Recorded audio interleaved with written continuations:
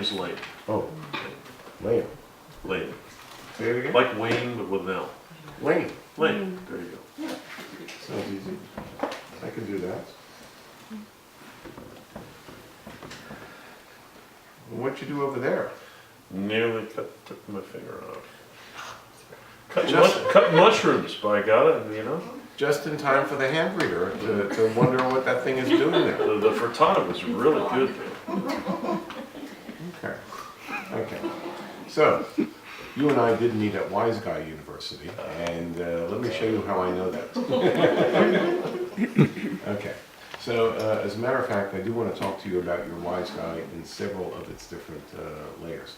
So, you are the type of person who would know how the magician cut the lady in half by the time you were 6 years old, and that is part of your Wise Guy. There's a super sharp, super clever, agile-minded fellow, which would include, by the way, a cosmic humor component flavor. And take a look at the length of your little finger. Check that out, Trudy. How have you seen a little finger that big before? Or is this the longest you've seen? I think it is. Yeah. So I've seen them this long, but I've seen more hands than Trudy. See where this line is over here? That's where most of the little fingers wind up. They stop right over there. And if it came up to here, that would be very long. If it came up to here, it would be extreme, and you still have more to go. That's part of that cosmic joke thing. Well, yes and no. I've got a good news and bad news thing for you, and you can check out mine. You know, I'm also clever. And which came, and by the way, Richard, who left earlier, had a form of cleverness, but in a different version than you do. I was talking to him about it as well. The thing in your hand has a, it's very interesting to me. It's like, my name for it is just plain smart. And it is super intelligent, but not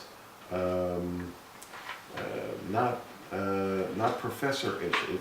It doesn't hold in its brain what it doesn't need at any moment. What is needed appears in the moment of necessity, and then it disappears. I was just writing about this type of hand, and I said, at its best, it's like the desert at dawn. There's a sharp, clear, everything smells sharper, the colors are sharper, and there's no extra anything. It's just spare, and it has the intellect that it needs without intellectualism. And it's an unusual form of intelligence. And there's a good news, bad news in the world with that. You know, I see this at various times. I've seen it in people who got through med school without studying. They listened to the lectures. That's all they needed to do to answer the exams. They heard the names of the 211 bones and whatever that is, and they listened twice. They had the 211 of them down, and then don't need them again after the exam because they weren't going to be a bone person anyway. It's a very, it's statistically unusual. It's not what most people have. The way most people think is in a different fashion than the people who have hands like yours. There's also a sandbagger element to your hand. Do you know what I mean by sandbagger? For those who don't know. My interpretation. 4 aces, is that good? Oh, really? I enjoyed the game. What do you, Unger, that's the name, isn't it? That's Columbo from TV, not letting on just how sharp he is so other people have enough rope to hang themselves. And a week later, it's like a sandbag dropped on my head. Oh, I've been taken. That's how smooth the guy was. That's where the, well, that's what I've heard is where the name comes from. So, how to put this to work? How to make use of I'll call it desert at dawn intelligence that is able to figure things out that other people can't. What can you do with that? And that's a good question. And I don't know what you want to do with it. I'm just describing it right now. And if you have something that fascinates you enough, hands like yours are driven by fascination, And if you can find something, just like you need some missionary thing of a Persephone nature, you need something fascinating enough to keep this part of you in the game. But you would get bored easily, you would think that it was corrupt, stupid bullshit, and you wouldn't want to be up to anything because you saw what it's really about. It's just this, oh, that's how you got the lady in here? Okay, I'm done. You could easily get bored and dismissive of different possibilities on the planet. And if it goes too much in that direction, you'll dismiss every possibility for yourself as not being a good place for you to reside. And at your best, you have found something fascinating enough so that every layer that you uncover just yields more mystery than before. Which is partly why you're in good shape when you're in nature. It kind of calms your savage beast.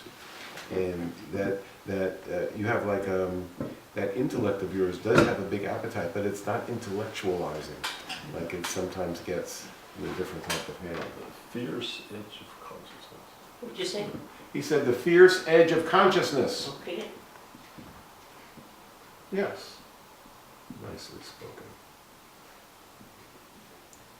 There is a little bit in your fingerprints. I'm just visiting the planet, taking notes. I'm not really one of you guys. Oh my God. So, what was that? Been She found said- out. I was at a party and the girl was trying to explain, woman was trying to explain to Jane, she said, it's like he's from another planet.